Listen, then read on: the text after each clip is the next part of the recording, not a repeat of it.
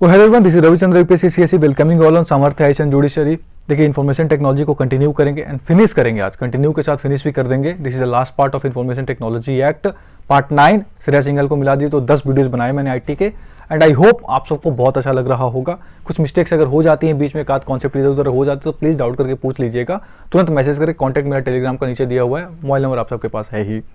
देखिए जब हम आईटी की बात कर रहे थे, जब मैंने आपसे आईटी का स्टार्ट करा था, मैंने बोला था IT act is a very interesting topic और ये दिन ब दिन हर दिन इसमें अपडेट्स होते हैं। तो आईटी एक्ट से रिलेटेड जो भी अपडेट्स होते रहेंगे मैं इसी स्लाइड इसी प्लेलिस्ट में वीडियोस अपलोड करते चला जाऊंगा। आप लोगों को जब भी लगे आईटी एक्ट के बारे में और जानना है पढ़िएगा जरूर।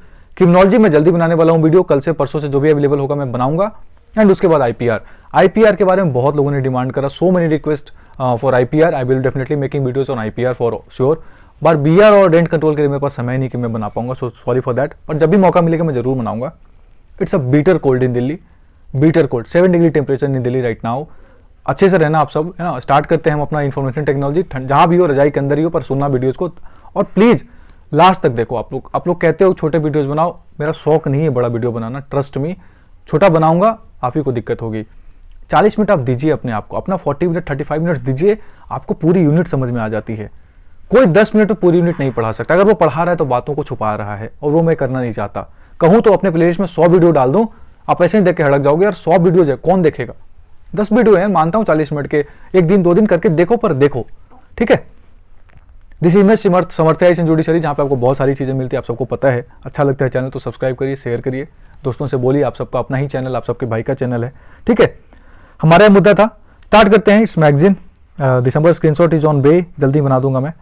चलिए कहाँ गया स्लाइड। चलिए हम बात करेंगे ज्यूरिसडिक्शन इन साइबर स्पेस की बात करेंगे आज अपने टॉपिक में। Jurisdiction in cyber space, it's a very very important topic और बहुत ही इंटरेस्टिंग टॉपिक है यार, बहुत ही ज्यादा इंटरेस्टिंग टॉपिक है। जब मैं बार बार कह रहा हूं आपसे ज्यूरिसडिक्शन और साइबर स्पेस, ये दो शब्दों को समझिए। ज्यूरिसडिक्शन का मतलब होता है दायरा, हिंदी में सिंपली मैं बताऊं तो किसी भी कोर्ट का दायरा कितना है कि वो अपने जजमेंट को वहां तक एप्लीकेबल करा सकता है, या फिर उसके लोग उस कोर्ट के पास जाकर कह सकते हैं कि सर देखो मेरे साथ ये हुआ है, आप मेरे पर जजमेंट सुनाओ। या तो कोई ये कह सकता है कि सर आप लेजिस्लेशन कर दो इस एक्ट पे इतने एरिया को कवर करते हुए, या तो कोई ये कह सकता है कि सर एग्जीक्यूट कर दो इन सारे प्रॉब्लम्स को, इन सारे इश्यूज को हमारे एरिया में, या फिर उसको रिजॉल्व कर दो, एग्जीक्यूशन कुछ भी करके। आप कहने का मतलब लेजिस्लेशन, एग्जीक्यूशन, एडजुडिकेशन, ये 3 पॉइंट हमेशा याद रखिएगा जब भी ज्यूरिसडिक्शन की बात होगी, ठीक है। 4 डिक्शन बताया मैंने आपको, लेजिस्लेशन, एडजुडिकेशन, एग्जीक्यूशन और ज्यूरिसडिक्शन, ये 4 चीजें हमेशा रिलेट करके रखना। एक दायरे की बात कर रहे हैं, बात अब इसी दायरे को हम साइबर स्पेस में करते हैं। तो क्या साइबर स्पेस में कोई दायरा हो सकता है? 9 वीडियोस पढ़ा दिया मैं आप लोगों को, बताओ। There is no physical boundary in cyber space. कोई भी फिजिकल बाउंड्री साइबर स्पेस में नहीं एग्जिस्ट करता। इंडिया में बैठा आदमी अमेरिका के किसी व्यक्ति के साथ बात कर सकता है, अमेरिका में बैठा आदमी ऑस्ट्रेलिया में किसी व्यक्ति के साथ बात कर सकता है using any third country server. तो 3, 4, 5, 10 कंट्री तो ऐसे ही कनेक्ट हो जाते हैं। तो cyber space is a very broad concept. I have already explained a lot about you, about cyber space to you. मैंने बहुत बता रखा आप लोगों को साइबर स्पेस के बारे में। So the an era of transformation, that is the tagline of Samarthya IAS, and I am saying this कि एरा ऑफ ट्रांसफॉर्मेशन के एज में, इस एज में क्या साइबर स्पेस में ज्यूरिसडिक्शन को बात करना या ज्यूरिसडिक्शन के बारे में बात करना इतना आसान है? ट्रस्ट मी, नहीं है। अभी मैं बताऊंगा कैसे।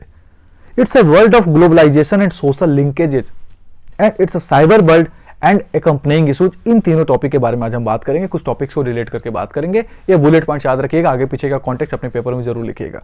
तो कहता है ज्यूरिसडिक्शन का क्या मतलब होता है। किसी भी लीगल कॉन्टेक्स्ट में अगर हम बात करें, एक कोर्ट के दायरे की बात करते हैं। But the problem in the cyber space is that there are multiple parties, various parts of the world are involved, and there is a only virtual nexus with each other. If there is a only virtual nexus with each other, you don't know other, then how it is possible to sue someone जो यहाँ पे है ही नहीं, इस देश में है ही नहीं, इस देश के ज्यूरिसडिक्शन में नहीं आता, एक कोर्ट के ज्यूरिसडिक्शन में नहीं आता, उस दायरे में नहीं आता। Is it possible to sue them? This is the question and that we will be answering today. So the issue of jurisdiction and sovereignty, जब भी बात हो तो 3 पॉइंट्स हमेशा याद रखिएगा कि जब भी एक ट्रांजैक्शन होता है, एक सिंगल ट्रांजैक्शन होता है, उसमें 3 ज्यूरिसडिक्शंस इन्वॉल्व होते हैं। ट्रांजैक्शन मतलब मैं ये नहीं कह रहा कि पैसे की transaction, it's all about interaction in the cyber space, cyber world. 3 jurisdiction बहुत मैटर करते हैं। एक तो आप जहां बैठे हो, जिस सोवरेन देश में बैठे हो, because concept of sovereignty and territoriality, इसको बोलेंगे, अभी बात करेंगे। तो सोवरेनिटी का कॉन्सेप्ट बात करते हैं। तो एक तो आप जहां बैठे हो, दूसरा जिससे आप बात करो वो अपने किसी सोवरेन देश में है, और तीसरा किसी देश का सर्वर यूज कर रहे हो आप। ये इंटरनेशनल लॉ में बात करा मैंने।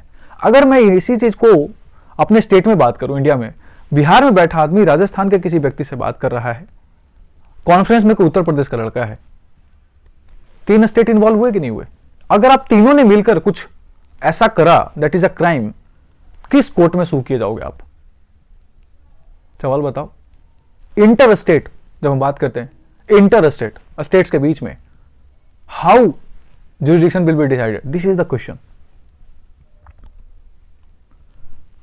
अब इसी चीज की हम बात करेंगे कि ऑस्ट्रेलिया में बैठा, मैंने बोला आपको, चाइना में बैठे किसी व्यक्ति से बात कर रहा है भाई using India server. So the international law limits a state's right to exercise jurisdiction. आराम से समझिए, हड़बड़ा करनी, आप वीडियो को स्पीड करके देखिए, मुझे कोई दिक्कत नहीं, पर मैं आपको स्पीड नहीं पढ़ा सकता, ठीक है। International law limits a state's right to exercise jurisdiction. कहने का मतलब, इंटरनेशनल जब आप पढ़े होंगे ना पीआईएल, उसमें ये कहता है कि इंटरनेशनल लॉ एक देश के ज्यूरिसडिक्शन को एक्सरसाइज करने की कैपेसिटी जो होती है उसको लिमिट करता है। ये बात बिल्कुल सही है।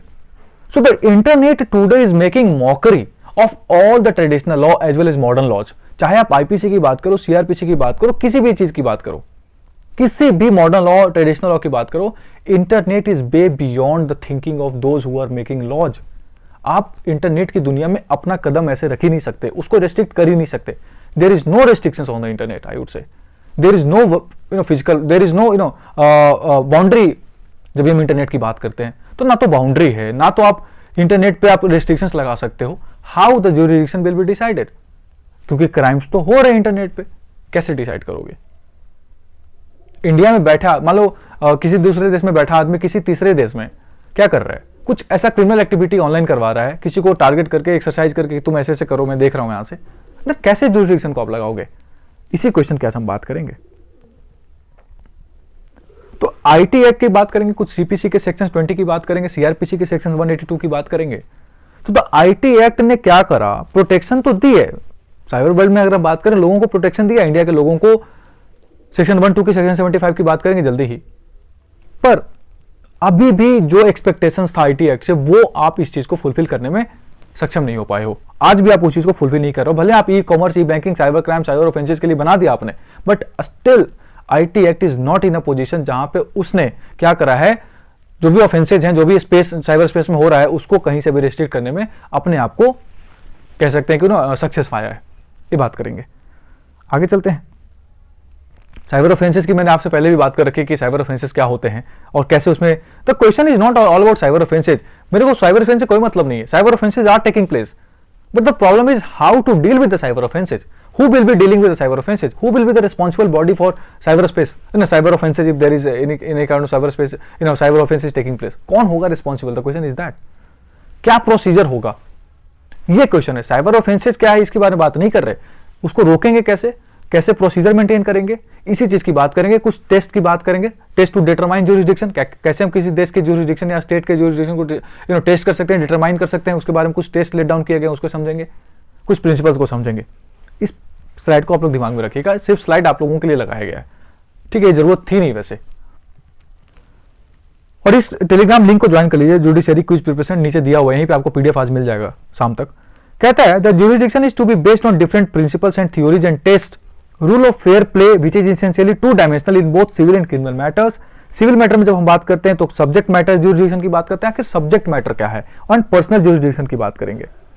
जब क्रिमिनल मैटर में बात करेंगे तो पर्सनल और टेरिटोरियल आ जाता है, related to the place of commission of crime.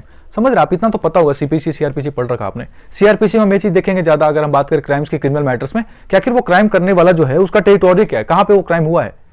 जब इसी चीज को हम बात करते हैं सीपीसी में तो थोड़ा सब्जेक्टिव हो जाता है, पर्सनल हो जाता है, प्रॉपर्टी वगैरह की आप बात करते हो। The question is not all about that. ये यहां से स्टार्ट होती है आज की टॉपिक आपकी। सब्जेक्टिव टेरिटोरियलिटी का कॉन्सेप्ट समझेंगे, यार इसको प्रोनाउंस कैसे करते हैं, मैं गलत तो कर रहा हूं, टेरिटोरियलिटी, शायद आवाज बीच में रुक जा रही मेरी, क्या लेट इट बी, इसको समझेंगे। तो सब्जेक्टिव टेरिटोरियलिटी का कॉन्सेप्ट क्या है कि चाहे दुनिया में कहीं भी चाहे कोई, इसको ऐसे समझते हैं, चाहे कोई भी हो, अगर मेरे टेरिटरी में आपने कोई क्राइम करा है, you will be sued under the jurisdiction of this sovereign court. अगर मैं बात करूं, या फिर दिस सोवरेन कंट्रीज कोर्ट। मान लो इंडिया में बैठा आदमी, ये मेरे लैंग्वेज में लिखा है कि इंडिया में बैठा आदमी कहीं दुनिया में चाहे कोई भी हो, कहीं कभी हो आप, इंडिया में अगर आपने कोई क्राइम करा है, you will be sued as per the Indian rules and regulations. Indian court में आपको सू किया जाएगा, चाहे कोई भी हो। This is what subjective territoriality. रुक कर बोला मैंने इस पर थोड़ा सा, टेरिटोरियलिटी, ठीक है। इसी चीज को अगर हम ऑब्जेक्टिव टेरिटोरियलिटी में बात करेंगे तो क्या होता है कि चाहे आप कोई भी हो, आपने क्राइम तो दूसरे देश में करा था, दूसरे स्टेट में करा था, इंडियन टेरिटरी से बाहर करा था, पर उसका कंप्लीशन जो है वो आपने इंडियन टेरिटरी में करा। अगर इसी को स्टेट में करेंगे तो भी ऐसे अप्लाई कर सकते हैं इंडियन स्टेट्स में भी, कि बाउंड्री को क्रॉस कर लिया। मान लो बांग्लादेश में किसी ने कुछ एक्ट करा बॉर्डर पे और वो खत्म इधर आके करता है, मान लीजिए किसी का मर्डर इधर से स्टार्ट करा, फाइनली उसको यहां पे आके मारा भागा भागा के, मान लीजिए ऐसा करते हैं कुछ, तो किसके ऑब्जेक्टिव टेरिटोरियलिटी का कॉन्सेप्ट लगाकर कहां पे ज्यूरिडिक्शन आएगा, बांग्लादेश में आएगा, इंडिया में आएगा। इसके अलावा principle of nationality, principle of universality. आखिर आप कोई भी हो, नेशनल, इंडियन नेशनल हो, कहीं भी क्राइम करते हो तो आप इंडियन कोर्ट में सू किए जाओगे। यूनिवर्सैलिटी का कॉन्सेप्ट भी ऐसा ही है कि दूसरे देश के ज्यूरिडिक्शन को अपने देश में जूम कर सकते हो कि नहीं कर सकते, ये होती है। तो आखिरकार जब हम बात करें ओवरऑल, ये चारों कॉन्सेप्ट याद रखिएगा, आपके क्वेश्चन में आएगा। टेस्ट, कुछ टेस्ट की बात करेंगे कि how to determine jurisdiction of a particular court. तो इसमें कुछ केसेस हैं वो इंपॉर्टेंट है, और कुछ टेस्ट लेट डाउन किए गए, मोस्टली यूनाइटेड स्टेट्स के हैं, वो याद रखिएगा। कहता है सबसे पहला test minimum contacts theory. Minimum contacts theory ये क्या है? कहता है, इसको हिंदी में समझ लीजिए, इंग्लिश आप लोग पॉज करके पढ़ लीजिएगा। मिनिमम कॉन्टेक्ट थ्योरी कहता है कि चाहे दोनों में से या फिर एक, या फिर इसको ऐसे समझे, ईदर और बोथ ऑफ द पार्टी, चाहे एक या दोनों में से कोई, या दोनों, आप जिस भी कोर्ट में जा रहे हो ना, उस कोर्ट के ज्यूरिडिक्शन में नहीं आते, या तो आप दोनों में से कोई नहीं आते। अभी हम बात करेंगे बनियान ट्री का केस में, उसमें सिंगापुर और हैदराबाद में लोग, दोनों लोग थे, वहां के रहने वाले थे, या फिर वहां पर उनकी कंपनी थी, और उन्होंने दिल्ली में आकर वो चीज दिल्ली हाईकोर्ट में क्या कर रहा था, केस कर रहा था। तो आप ऐसे ही इमेजिन करो, सिंगापुर और हैदराबाद का आदमी को दिल्ली कोर्ट में आके कह रहा है कुछ, तो जब दोनों में से ज्यूरिडिक्शन तो आप हो नहीं दिल्ली हाईकोर्ट के। तो जब आप ऐसा करते हो तो इंपॉर्टेंट क्या होता है, मिनिमम कॉन्टेक्ट थ्योरी कहता है ये इस्टेब्लिश करना कि जिसके खिलाफ आप लेकर बातें आ रहे हो ना, उसका या तो बिजनेस का कोई पार्ट दिल्ली में हुआ हो, या उस टेरिटरी में हुआ जहां पे आप लेकर जा रहे हो उसके ज्यूरिडिक्शन में हुआ हो, या फिर वो वहां पर विजिट करता रहता हो, या तो उसने उस बिजनेस को वहां पे सेटअप करने का ट्राई करा है। तीनों में से कोई भी अगर एक चीज होती है तो हम क्या कहेंगे, उसको मिनिमम कॉन्टेक्ट थ्योरी के अंदर लेकर आएंगे। Exercise of jurisdiction must be reasonable, ये याद रखिएगा। ये 3 पॉइंट्स जो अभी मैं बताने वाला हूं, exercise of jurisdiction must be reasonable, एक पॉइंट ये हो गया। और द नॉन रेसिडेंट डिफेंडेंट, जो ऑब्वियसली नॉन रेसिडेंट डिफेंडेंट की बात करें, must do some act or consummate some transaction with the forum state or perform some act by which he purposefully avails himself of the privilege of conducting activities in the forum, thereby invoking the benefits and protection of that forum state। या फिर कुछ ऐसा कर रहा है कि वो बस यहां पे आके बिजनेस कर रहा है और प्रोटेक्शन लेने की बात कर रहा है, या फिर अपने देश की कोई, अपने स्टेट की कोई, किसी और स्टेट का रहने वाला है, किसी और देश का रहने वाला है, उस स्टेट में जाकर अपना कुछ ऐसा एक्टिविटी करके बचना चाहता है कि यहाँ पर तो ज्यूरिडिक्शन ही नहीं लगेगा। ये भी तो प्रोटेक्शन का कॉन्सेप्ट हो सकता है कि मैं वहां का रहने वाला हूं, यहाँ अगर काम करूंगा तो ज्यूरिडिक्शन तो लगेगा नहीं।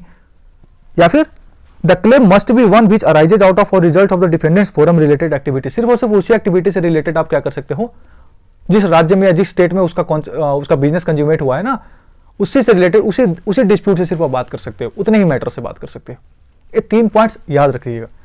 तो मिनिमम कॉन्टेक्ट थ्योरी कहता है कि establishing a minimum contact with the forum state or with the forum court, जहां पे आप ज्यूरिडिक्शन की बात करो, जहां आप लेकर गए हो केसेस को। ऐसा ये बहुत ही फेमस केस था, international shoe company versus Washington united state का केस, वहां पे इस पे रखी गई थी बात। दोनों में से कोई भी वहां के नहीं थे, तो कहा गया कि मिनिमम कॉन्टेक्ट भी अगर स्टैब्लिश कर दोगे ना कि उसका ट्रांजैक्शन हो रहा है हमारे स्टेट में, मिनिमम कॉन्टेक्ट, मैं मैक्सिमम की तो बात ही नहीं कर सकते, मिनिमम कॉन्टेक्ट, तो भी हम उसको सू कर लेंगे। बस आपको इतना सू करना है कि हैदराबाद का कोई आदमी, उसका बिजनेस दिल्ली में हो रहा है तो उसको दिल्ली में सू करेंगे। This is what you have to establish. ये हमारा केस है सुपर कैसेट का, एक बात करेंगे इसमें, और इसके अलावा बनियान ट्री का भी। इसके बाद दूसरा टेस्ट आता है इफेक्ट टेस्ट और कैल्डर इफेक्ट टेस्ट। ये क्या होता है? एक केस था Calder versus Jones United States का, वहां पे बात करी गई थी। दूसरे स्टेट, फ्लोरिडा का कोई व्यक्ति था, नेशनल एडिटर था, उसने कैलिफोर्निया में किसी व्यक्ति के खिलाफ कुछ लिख दिया था, तो कैलिफोर्निया वाले ने उसको कैलिफोर्निया कोर्ट में सू करा। तो बात ये उठी कि इफेक्ट टेस्ट क्या होता है, क्योंकि है तो वो दूसरे स्टेट का।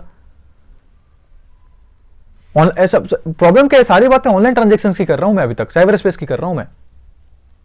और ज्यूरिसडिक्शन की अगर बात हो, ज्यूरिसडिक्शन में भी इस कॉन्सेप्ट में अप्लाई कर सकते हैं। दूसरे स्टेट की अगर हम बात करें तो ज्यूरिसडिक्शन में भी तो अप्लाई कर ही सकते हैं ना, क्योंकि this is what the test to determine jurisdiction. Online jurisdiction की बात नहीं कर रहा, सिर्फ ज्यूरिसडिक्शन की बात कर रहा हूं मैं, दायरे की बात कर रहा हूं मैं।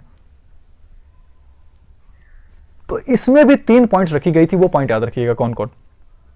सू तो कर सकते हैं आप, पर कब कर सकते हैं वो इंपॉर्टेंट है, और जो आपको लिखना है आपके पेपर में, और ये बार बार आपके केस में आएगा कि प्लेंटिफ को यह बताना पड़ेगा कि डिफेंडेंट जिसको आप सू कर रहे हो उसने वो एक्ट उस स्टेट में, उस फोरम स्टेट में, या फिर फोरम स्टेट छोड़ो, या फिर उसने जो एक्ट करा है वो इंटेंशनल करा है। स्टेट की बात नहीं करे, सिर्फ और सिर्फ उसने जो एक्ट करा है वो इंटेंशनल करा है, that was expressly aimed at that forum state. अब सेकंड पॉइंट पे कहता है या तो आपने इंटेंशनल करा पहली चीज, और दूसरा उस स्टेट में करा ताकि आपको वहां का बेनिफिट मिल सके, प्रोटेक्शन मिल सके। Third point, with the knowledge that the court, with the knowledge that the brunt of the injury would be felt in the forum state. आपको पता है कि आपको ऐसा करने से उस स्टेट में आपको इंजरी या फिर किसी चीज की भी बात हो सकती है, या फिर उसका ज्यूरिसडिक्शन इन्वॉल्व हो सकता है। मान लो दिल्ली में बैठा आदमी आसाम के किसी व्यक्ति के खिलाफ कुछ लिखता है, तो ऑब्वियस पता है आसाम में लोग उसके खिलाफ प्रोटेस्ट करेंगे, मान लो, तो आसाम में उसका वंट होगा ना, उसको दिक्कत होगी, तो आसाम कोर्ट में उसको सू कर सकते हैं। ये इफेक्ट टेस्ट होता है। इफेक्ट कहां तक, कब तक जाएगी, दूर तलक जाएगी कि नहीं जाएगी, ये कॉन्सेप्ट है, किस तलक जाएगी उसकी बातचीत, ये याद रखिएगा। नोट कहता है, if a court finds that the defendant action meets the standard of purposeful direction, then personal jurisdiction may be asserted based on internet activities which do not meet the requisite level of interactivity or minimum context needed for other test of personal jurisdiction in internet cases. The same concept I dealt. Third कहता है personal jurisdiction theory. Personal jurisdiction theory, all the person living within defined area fall under the jurisdiction of court concerned. जितने भी लोग उस area में आ रहे हैं वो उस कोर्ट के ज्यूरिसडिक्शन में आएंगे। But the dispute takes place when the party or parties live out of it jurisdictional territory or even out of the state political entity or country. समझ रहे हैं बात को? क्वेश्चन तो तभी उठता है ना कि जब आप उसके दायरे से बाहर चले जाते हो। But this jurisdiction receives a definite setback in the internet arena as in it. Obvious बात है, इंटरनेट एरिना में भी मैं बार बार एक ही चीज कह रहा हूं पिछले 10 मिनट से, इंटरनेट एरिना में भी जब दिक्कत होती है। Almost in every country there are a number of cases, civil or criminal, in which one party or the accused is a resident of another country. समझ रहे हो बात को? बार बार कह रहा हूं, याद हो जाएगा आपको। दूसरे कंट्री में रहता है, कैसे काम चलेगा बताओ? However, this traditional theory was slightly twisted by the court in Zippo Manufacturing Company versus Zippo.com, United States का ही है, which propounded the sliding scale theory, which said that the nature of defendant activity is the decisive factor in determining jurisdiction. Website which is passive does not entail personal jurisdiction. Sliding scale theory को समझेंगे अभी क्या है। जो nature of defendant की activity बहुत matter करता है कि किस तरह की एक्टिविटी वो कर रहा है, अभी समझ लेते हैं एक बार। उसके पहले मैं आपको पैसिव वेबसाइट और एक्टिव वेबसाइट का मतलब समझाता हूं। कुछ कैरेक्टरिस्टिक्स को समझिए। पैसिव वेबसाइट्स के कुछ कैरेक्टरिस्टिक्स को अगर आप देखोगे तो कहता है कि posting information about a company. Simple चीज, किसी कंपनी के बारे में कुछ आपने कंपनी क्या करा, इन्फॉर्मेशन पोस्ट करा, तो आपकी वेबसाइट पर अगर सिर्फ इतना हो रहा है तो आप पैसिव कह सकते हो। Accepting customers names and addresses, customer का नाम और एड्रेस अगर आप एक्सेप्ट कर रहे हो, लिख रहे हो, रख रहे हो अपने पास डेटा के रूप में, passive website. Limited use of an intermediary seller such as online auctions, सिर्फ और सिर्फ लिमिटेड यूज, कुछ ही यूज कर रहे हो आप ऑनलाइन ऑक्शंस का, पैसिव वेबसाइट बोलेंगे इसको। Active website, fully interactive site that take frequent orders from within the jurisdiction, मतलब उसमें बस यही काम है उसका, ज्यूरिसडिक्शन आया मतलब क्या ट्रांजैक्शन हो रहे हैं, आ रहे हैं, जा रहे हैं, उसमें लिमिटेड यूज नहीं, फ्रीक्वेंट यूज हो रहा है इंटरमीडियरी सेलर का। Advertising website to potential customers in the forum state, you are actually attracting people from that forum state, advertisement आप वहां कर रहे हो। ये तीनों चीजें अभी बेकार बेवजह नहीं बताया हूं, कहीं लिखा हुआ भी नहीं मिलेगा आपको, ये बहुत काम की चीज है। एक्टिव वेबसाइट और पैसिव वेबसाइट का कैरेक्टरिस्टिक्स याद कर लीजिएगा, दिमाग में डाल लीजिएगा। अब स्लाइडिंग स्केल थ्योरी को समझिए ध्यान से, बहुत इंपॉर्टेंट थ्योरी, बहुत काम आएगा। अब तो बहुत ज्यादा यूज होता नहीं है, पर सुन लीजिए। द स्लाइडिंग स्केल और Zippo test has been generally accepted as the standard in federal courts in deciding personal jurisdiction in internet cases. Such cases are now primarily decided based on a determination of the website's interactivity. कोई website कितना interactive है उसके basis पे देखेंगे। Sliding scale मतलब effect देख रहे थे ना, वैसे ही स्लाइड को थोड़ा सा इफेक्ट इन द सेंस कि ब्रॉडर इंपैक्ट की बात नहीं करे, बस उसकी स्लाइडिंग स्केल की बात करो कि वो कितने दूर तक उसका किस तरह का वेबसाइट है, कैसी एक्टिविटी वो कर रहा है, ऐसे समझो। थोड़ा सा लोअर टोन में अगर मैं बात करूं तो courts have held that the greater the commercial nature and level of interactivity associated with the website, the more likely it is the website operator has purposefully availed itself of the forum state jurisdiction। जितना ज्यादा आप ये दिखाने में सक्षम हो, prima फेसा ये दिखाने में सक्षम हो कि उस व्यक्ति ने, डिफेंडेंट ने आपके जुरिडिक्शन का, आपके फोरम स्टेट का दायरे का यूज सिर्फ और सिर्फ इसीलिए करा ताकि ज्यादा से ज्यादा बड़ा कॉमर्शियल गेन उसको हो सके और वो बच सके। ये सेम चीजें बार बार दिल्ली हाईकोर्ट ने बनियान ट्री में कही थी। That I will be discussing. कुछ नहीं है, केस में दम जरा सा भी नहीं है, अगर आपको ये चीजें समझ में आती हैं तो। इफेक्ट, इसीलिए इफेक्ट पे बार बार मैं इतना प्रेशर दे रहा हूं आपको समझने का। It's a very important test, 3-4 test. इस स्लाइड को दिमाग में छाप लीजिएगा एकदम। अब हम बात करेंगे internet jurisdiction, lex loci delicti rule, cyber crimes have extra territorial aspect and there is no boundary of cyber space. तो कहता है traditional theories of jurisdiction has inapplicable to the internet due to following reasons. आखिर क्या क्या ऐसे कारण हैं, कि हम ये बोल सकते हैं कि ट्रेडिशनल लॉ जो है वो इस चीज में लगते ही नहीं है। अगर हम बात करें, हमारे लिए इंपॉर्टेंट यही जानना है कि आखिर क्या क्या ऐसे केसेस हो सकते हैं। तो पहला कहता है कि material posted on the internet has world wide audience, as I said, कि इंटरनेट पे कुछ भी है तो दुनिया में कहीं से भी एक्सेस उसको किया जा सकता है। It is easy to move website from one territory to another, इस वजह से नहीं आ पाता, सर्वर अलग यूज होता है। Third point, a website can be hosted on one area but directed at users in another geographic location. दिमाग में रख लीजिएगा, पॉइंट आएगा लिखने के लिए। A parts of a website may be hosted in one area while other parts of the website are hosted in another location and it is not always possible to determine where a website or user is located. ये 5 points कह रहा हूं मैं। ये सब 5 points के वजह से ही जो थ्योरीज हैं ज्यूरिसडिक्शन के वो नहीं अप्लाई हो पाते हैं साइबर स्पेस में। पता ही नहीं है कि लोकेशन कहां है। लोकेशन एक व्यक्ति दूसरे देश में, एक व्यक्ति दूसरे देश में है, उसका सर्वर तीसरे देश में है। 50 लोग मिलकर आपस में कोई क्राइम करे, 50 अलग अलग कंट्री के, लगा लो जितना ज्यूरिसडिक्शन लगाना है, लगा के दिखाओ कैसे लगाओगे। तो this is the problem with the traditional concept of jurisdiction and this is why apply नहीं कर पाते हैं इसको हम साइबर स्पेस में। समझ रहे हैं बात को? इट्स वेरी इंपॉर्टेंट, बहुत अच्छा टॉपिक है, बहुत इंपॉर्टेंट, इसलिए मैं इतना आराम से पढ़ा रहा हूं आपको, वरना मैं आराम से आता एक बार में बताता, आपको काम खत्म।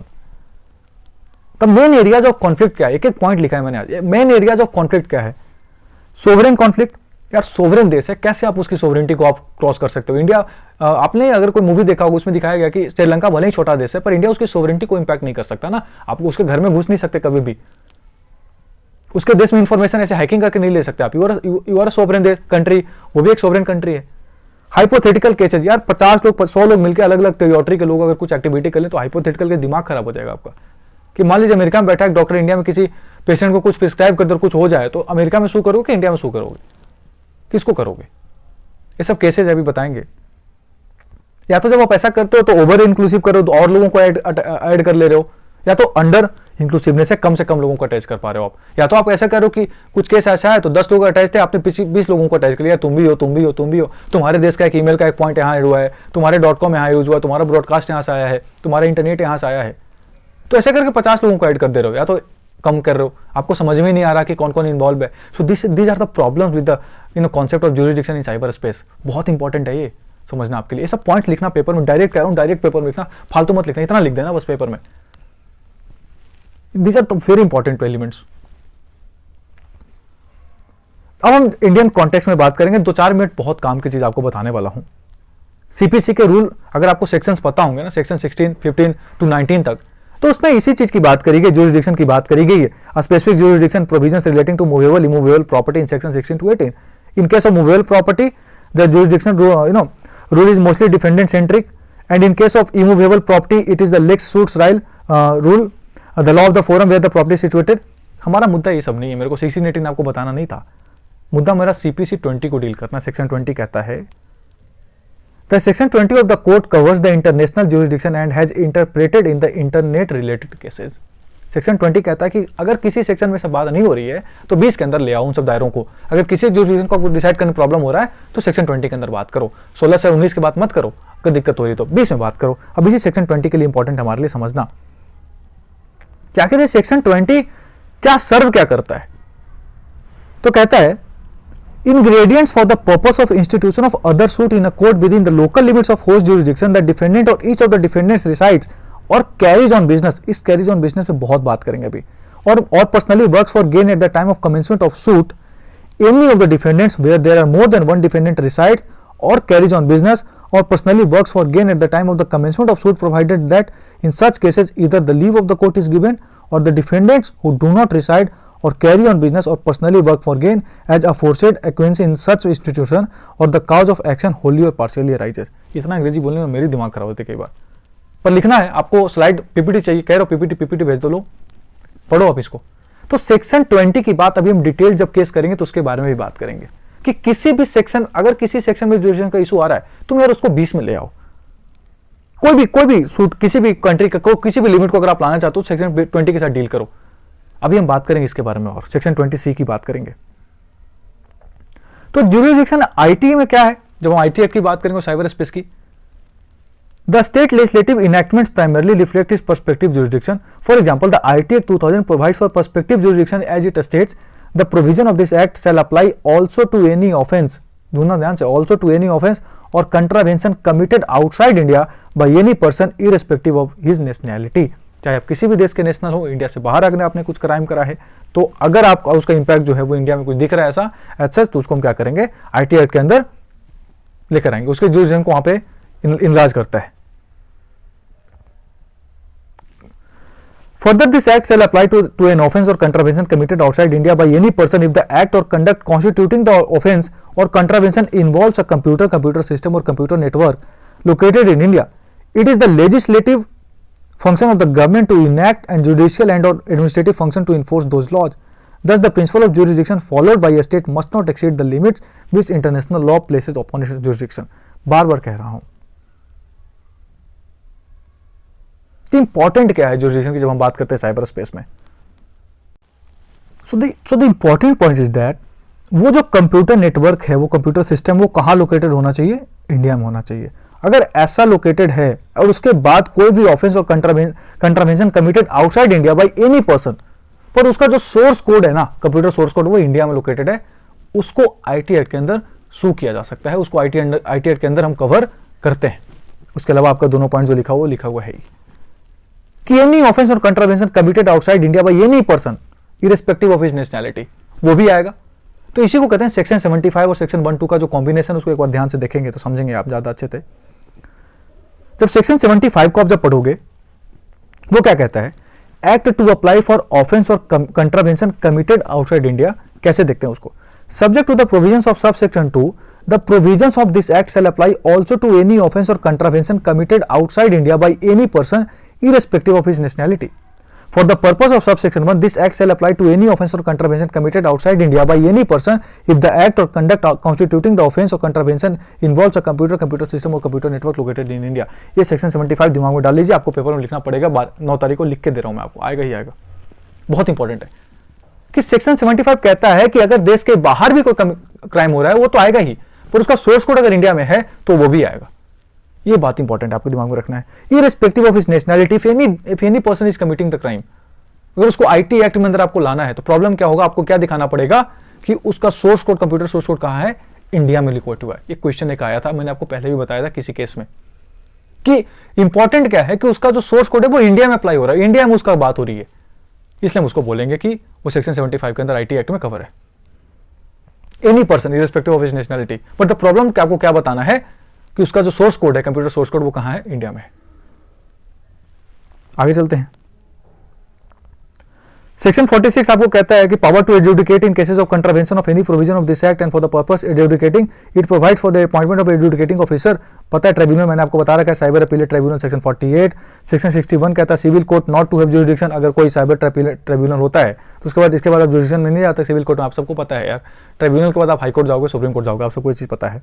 No civil court shall have jurisdiction to entertain any suit or proceeding in any respect of any matter. अगर उसने ट्रिब्यूनल से बात आ रही है, अपील कर सकते हो हाई कोर्ट में. सेक्शन 62, ये सब स्लाइड लगा रखे हैं मैंने बस आपके लिए. इसी चीज को सीआरपीसी में भी डील किया हुआ है.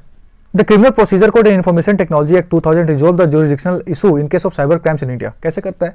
Section 1-2 of the IT act, मैं बार बार कह रहा हूं, section 1-2 of the IT act refers to the concept of extra territorial application. बोला ना कि देश के बाहर अगर कोई कर रहे हो तो उसको हम बोलेंगे कि वो आईटी एक्ट में आता है। बट 75 क्या कहता है, बताना पड़ेगा आपको कि उसका सोर्स कोड कहां है, इंडिया में है।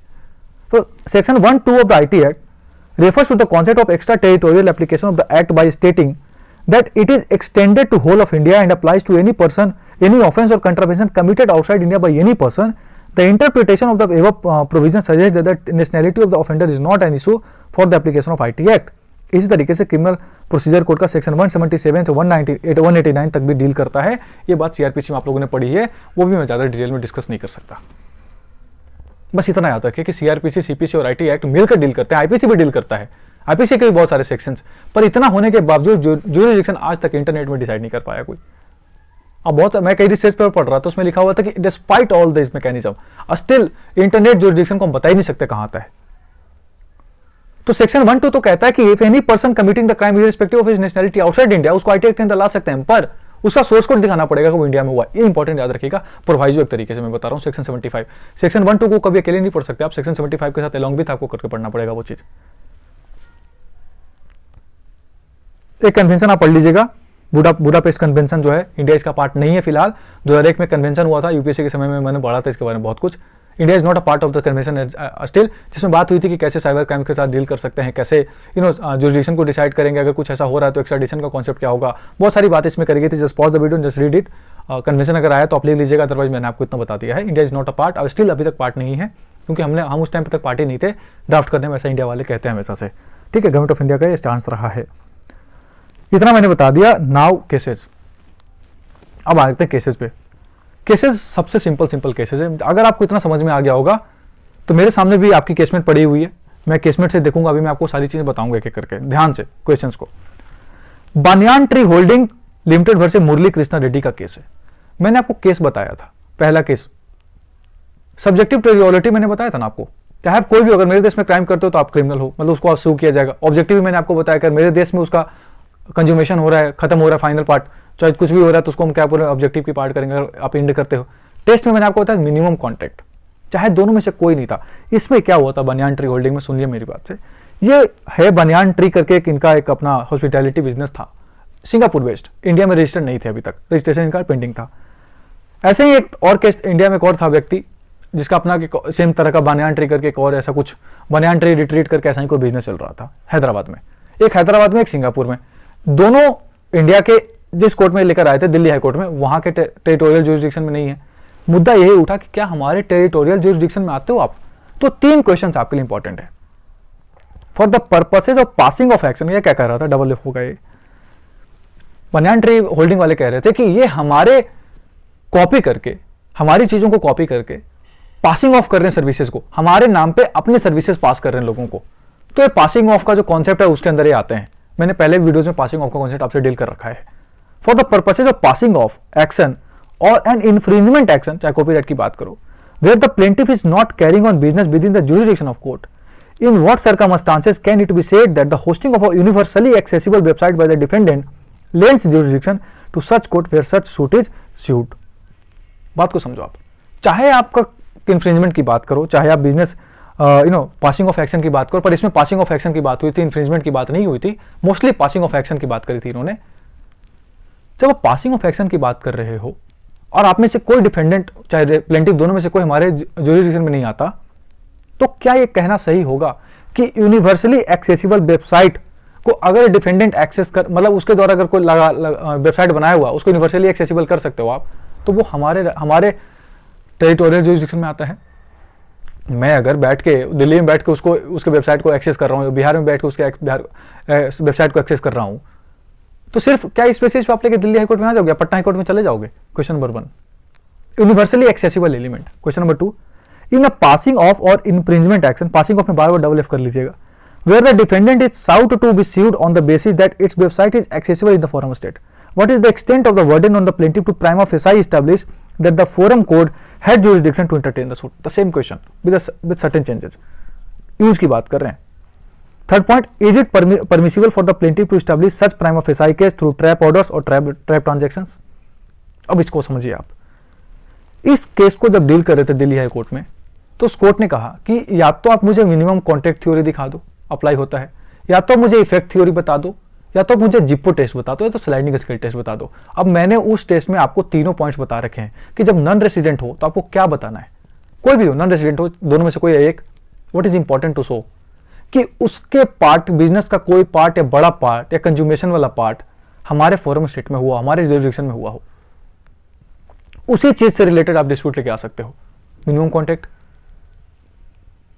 उसके अलावा इफेक्ट टेस्ट, उसका इफेक्ट अगर आपके ऊपर हो रहा है, उस फॉरम स्टेट के जुरिडिक्शन में हो रहा है तो दिखाओ। तो प्राइमा फेसाई बार बार कोर्ट में कहा, बार बार एक ही वर्ड कहा कोर्ट में कि प्राइमा फेसाई आपको यह बताना पड़ेगा, प्राइमा फेसाई आपको यह बताना पड़ेगा, बार बार मैं कह रहा हूं कि वो इफेक्ट टेस्ट को लागू करता है, इफेक्ट टेस्ट के प्रिंसिपल्स को लागू करता है, तीनों में से कोई चीज की ये इसका बिजनेस का पार्ट दिल्ली में हुआ और दिल्ली के जुरिडिक्शन में आता है, तो आप हम समझेंगे कि हम कर सकते हैं आपका केस। बताइए, खुद सोचो आप, I am just giving you time, just think it. तो merely accessing a website at one place would not satisfy the exercise of jurisdiction at such place. Rather, it has to be shown that the defendant purposefully availed itself of such jurisdiction. मैंने क्या बोला था आपसे effect test में कि आपको बताना पड़ेगा, लेट्स गो बैक।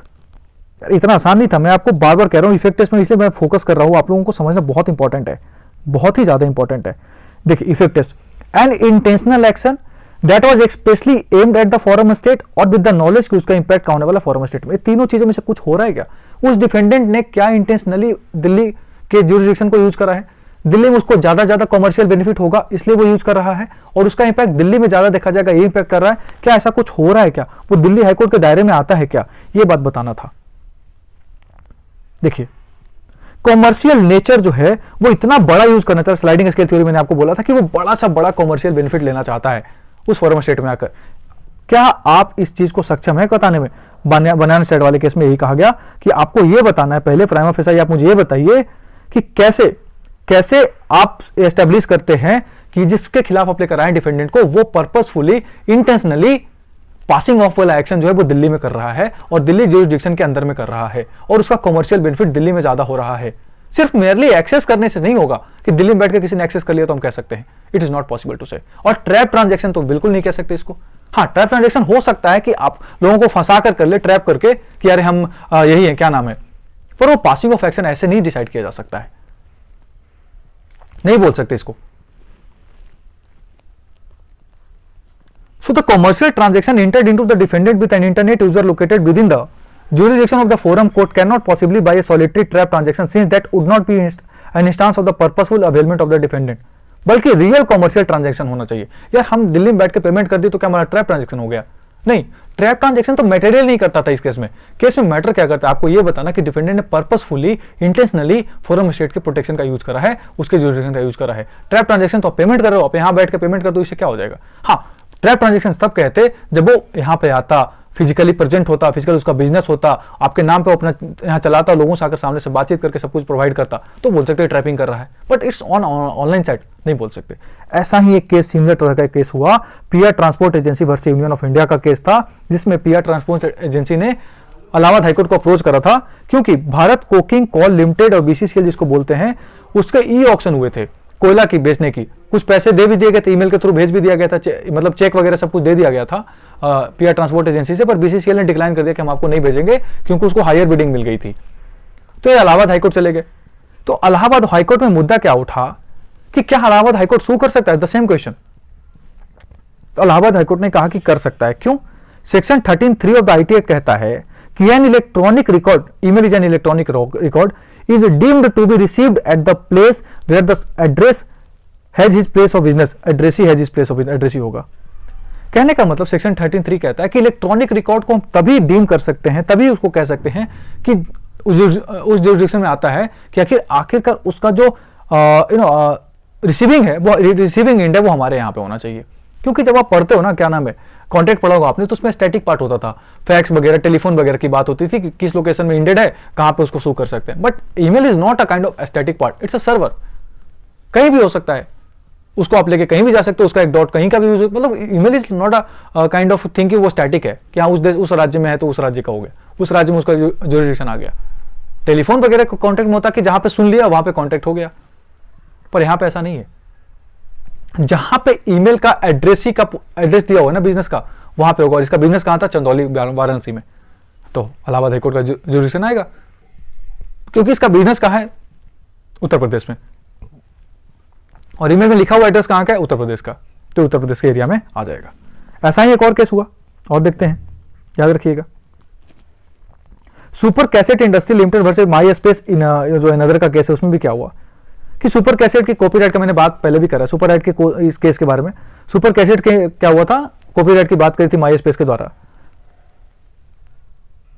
कहता है कि ठीक है, आप जो हैं हमारे राज्य के बाहर हैं। माई स्पेस वाला कह रहे थे कि हम तो आपके राज्य में नहीं आते, हमको आपके टेरिटोरी में तो नहीं आते। हाँ, एक वर्ड ही आपका आता है टेरिटोरी में, ये सुपर कैसेट वाले। तो मिनिमम कॉन्टेक्ट थ्योरी की बात करेंगे यहाँ पे, तो कॉन्टेक्ट दिखाओ, वर्चुअल वर्ल्ड की दिखाओ। वो तो कह रहे थे कि सर बार बार कि हम तो बानियान ट्री वाले केस की बात करें, उसके एप्लीकेशन पे हम देखेंगे, हम तो है ही नहीं यहाँ पे, हम तो बिल्कुल स्टैब्लिश नहीं कर पाते, ना मिनिमम कॉन्टेक्ट है, ना कुछ है, ना इफेक्ट है, ना कुछ दिखा पा रहा है जो प्लेंटिफ है वो सुपर कैसेट वाला। तो इसमें बोला कि देखो बानियान ट्री वाला कॉन्सेप्ट यहाँ नहीं लगेगा, यहाँ पे लगेगा कॉपीराइट एक्ट का सेक्शन 62(2). क्या होता है अभी दिखाता हूं। सेक्शन 62 को जब आप पढ़ोगे उसमें कहता है jurisdiction in the copyright act, jurisdiction of court over matters arising under this chapter, इसकी बात कर रहे हैं हम। कहता है कोर्ट ने कहा कि कॉपीराइट एक्ट 62 सेक्शन 62 डील करता है किसी भी पार्टिकुलर कॉपीराइट इंफ्रिंजमेंट से। तो हम यहां पर जो भी आपका केस है ना, इसको कॉपीराइट एक्ट के अंदर चेक करेंगे, ना कि इंटरनेशनल लॉ के अंदर चेक करेंगे। और copyright act is a municipal law, जो स्पेशली इस पर्सपेक्टिव से बनाया गया, इस एंगल से बनाया गया है। क्योंकि बानियान ट्री में मैंने आपको बोला था ना, इंफ्रिंजमेंट की बात नहीं करती, पासिंग ऑफ की बात करी थी उसने। अगर इंफ्रिंजमेंट वाला करता तो लगता सेक्शन 62 कॉपीराइट एक्ट, पर उसका तो रजिस्टर हुआ ही नहीं था, तो कॉपीराइट तो कर नहीं सकते, ट्रेडमार्क वाला भी नहीं लगा सकते।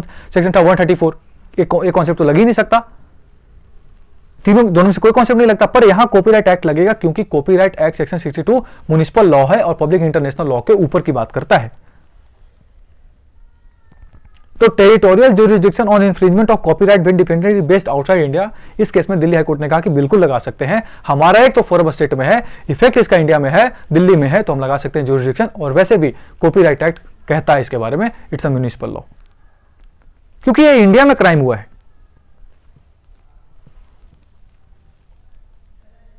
म्युनिसिपल लॉ हमेशा ओवरराइड करता है। पासिंग ऑफ का कॉन्सेप्ट लगा था बानियान में, इसमें नहीं लगेगा। ठीक है, इसके अलावा सेक्शन एक वर्ल्ड रेसिंग एंटरटेनमेंट वाला केस है, मिसेज एम रेशमा कलेक्शन का केस है। इसमें भी बात हुई थी वर्चुअल प्रेजेंस की। Virtual presence as a basis of carrying on business at a place and determining territorial jurisdiction in trademark and copyright infringement suits. क्या हुआ था इसके बारे में समझिए। इस केस में क्या हुआ था, वर्ल्ड रेसिंग एंटरटेनमेंट एक यूएस बेस्ड कंपनी थी, मान लीजिए क्या था ही, और एम रेशमा दिल्ली में कोई ऐसा था, इंडिया में था मान लीजिए। तो मुद्दा क्या हुआ कि ये जो यूनाइटेड स्टेट वाली कंपनी जो थी वो इसको लेकर आई कोर्ट में, दिल्ली हाई कोर्ट में, इस कॉन्सेप्ट पे कि सेक्शन 134 ट्रेडमार्क एक्ट का वायलेशन है, कॉपीराइट एक्ट का वायलेशन है। उसके अलावा बहुत सारी बात करी थी इन्होंने। तो जो इंपॉर्टेंट क्या है, जो इशू उठा कि whether the appellate carries on business in Delhi on the basis of its virtual presence. उसने कहा कि सर मैं भले ही दिल्ली में नहीं हूं, पर मेरा वर्चुअल प्रेजेंस दिल्ली में है। वो कैसे, वो भी बताऊंगा मैं आपको। Whether virtual presence could be a basis of establishing territorial jurisdiction in trademark and copyright infringement suits. क्या पॉसिबल हो पाएगा? कर सकते हैं हम। ट्रेडमार्क एक्ट, ट्रेडमार्क और इन सब चीजों में लगा सकते हैं वर्चुअल प्रेजेंस को। तो कोर्ट ने कहा लगा सकते हैं। क्यों? एक केस है गोवर्धन दास केडिया वाला, आपने पढ़ा होगा, गिरधारीलाल पुरुषोत्तम दास केस कॉन्ट्रैक्ट में, उसमें कहा हुआ था कि कहां पर कॉन्ट्रैक्ट कंप्लीट होता है। मैं बाद में बहुत धीरे धीरे आप लोगों को पढ़ा रहा हूं, कम्युनिकेशन कहां पे खत्म हुआ। यहां पे कहा भले ही वो यूएस बेस्ड है, दिल्ली में बैठा कोई आदमी पेमेंट कर रहा है, दिल्ली में बैठा कोई आदमी उसको खरीद रहा है, भले ही मैं वर्चुअली प्रेजेंट, मतलब मेरा कोई अपना यहां पे बिजनेस नहीं है, मेरे को यहां पे एजेंट नहीं है, मेरा कोई अपना व्यक्ति यहां पे नहीं है, पर कैरिंग ऑन बिजनेस जो है वो मेरा दिल्ली में हो रहा है। बहुत इंपॉर्टेंट कॉन्सेप्ट है। कैरीज ऑन बिजनेस सेक्शन 134 को जो आप पढ़िएगा उसमें बार बार यूज हुआ है carries on business, carries on business. ये बहुत इंपॉर्टेंट है। या तो कैरी ऑन बिजनेस करता है वहां पे, या तो खुद रहता है, उसका बिजनेस का सेटअप है वहां पे। तो कैरीज ऑन बिजनेस का कॉन्सेप्ट क्या होगा, वर्चुअल वर्ल्ड में भी अप्लाई हो सकता है। तो कोर्ट ने कहा हो सकता है, क्योंकि ये कंपनी एक इन्विटेशन दे रही है आपको ऑफर करने के लिए कि आप हमें ऑफर दीजिए कि आप मेरे प्रोडक्ट को खरीदना चाहते हैं कि नहीं। आपने इंटरेस्ट दिखाया, इन्विटेशन दिया कि सर मैं ऑफर दे रही हूं, मैं खरीदना चाहती हूं। मतलब एज आप होटल वगैरह में जाते हो तो क्या, मैंने इन्विटेशन टू ऑफर किया कि सर आप मुझे कोई ऑफर कीजिए, मैंने मेनू कार्ड दिखाया, I am inviting you to offer, then you offered me कि sir I will buy that. आप या तो मेरे ऊपर है कि मैं इसको एक्सेप्ट करूं या ना एक्सेप्ट करूं। तो who is offering and who is accepting and where it is taking place. तो ऑफर कहां पे मेड किया गया, दिल्ली में। एक्सेप्टेंस कहां हो रहा है, दिल्ली में। अरे उसका ऑनलाइन बिजनेस दिल्ली में है ना, दिल्ली में तो बिजनेस उसको सब कुछ देगा लाकर। ये हो गया कॉन्ट्रैक्ट का बात, ये होगी कॉन्ट्रैक्ट का एप्लीकेशन। यहां पर इंटरनेट से वो कहां पे कर रहा है ट्रांजेक्शन, दिल्ली में। इंटरनेट से उसको अलाउ कहां पे कर रहा है, तो ऑफर भी यही मेड हो रहा है, एक्सेप्टेंस भी यही मेड हो रहा है। इंटरनेट सर्वर कहां पे यूज हो रहा है, दिल्ली में। ये हो गई कॉन्ट्रैक्ट, बहुत इंपॉर्टेंट कॉन्सेप्ट था, याद रखिएगा। So this was all about the video. एक ऐसा ही केस है मकबूल फिदा हुसैन का, मैंने पहले बात कर रखा है, जिसमें ही बोला गया था कि कुछ ऐसा सेटअप करिए ताकि इतना सारा जो अलग अलग जगह पर केस हो किसी के खिलाफ, तो उसको क्लब करके एक ही जगह पर रखा जा सके। क्योंकि अब कोई इंसान दिल्ली में बैठा, उसके खिलाफ किसी ने केस कर दिया केरल में, तो केरल में थोड़ी जाएंगे वो बार बार, तो उसको क्लब करके एक साथ कर दिया। इस पर लेजिस्लेशन को बोला गया था। मैंने आपको बताया मकबूल फिदा हुसैन के केस में क्या हुआ था, पेंटिंग की बात हुई थी, भारत माता वाला, अगर याद है आपको तो कितना उनके खिलाफ बहुत केस हुआ था अलग अलग राज्यों में। तो जुरिडिक्शन तो अलग अलग राज्यों का एक जगह पे नहीं कर सकते, तो इसमें सुप्रीम कोर्ट ने बोला था कि एक जगह क्लब कर देते हैं, ताकि फिर लेजिस्लेशन को बोला गया कि आप थोड़ा सा ऐसा कुछ एक्शन रखिए कि अगर बहुत जगह केसेस होते हैं, क्योंकि आजकल दुनिया में एक्सेसिबिलिटी कहीं से भी हो सकती है, तो एक्सेसिबल अगर कहीं से भी कोई कर रहा है तो जुरिडिक्शन कहाँ पे आएगा, इसके ऊपर बातचीत करिए, कुछ कानून बनाइए। मैं थक गया literally. It is a very important topic जिसको मैंने बड़े प्यार से आपको बताया। To be honest, jurisdiction in cyber space is one of the most important topic of IT law. ध्यान से पढ़िएगा and all the very best. अच्छे से करिए पेपर आप लोग। This is all about the videos, I am finishing it right now. I hope आपको अच्छा लगा होगा, तो प्लीज शेयर करिए, सब्सक्राइब करिए, लोगों से बताइए अपने बारे में, चैनल के बारे में, ठीक है।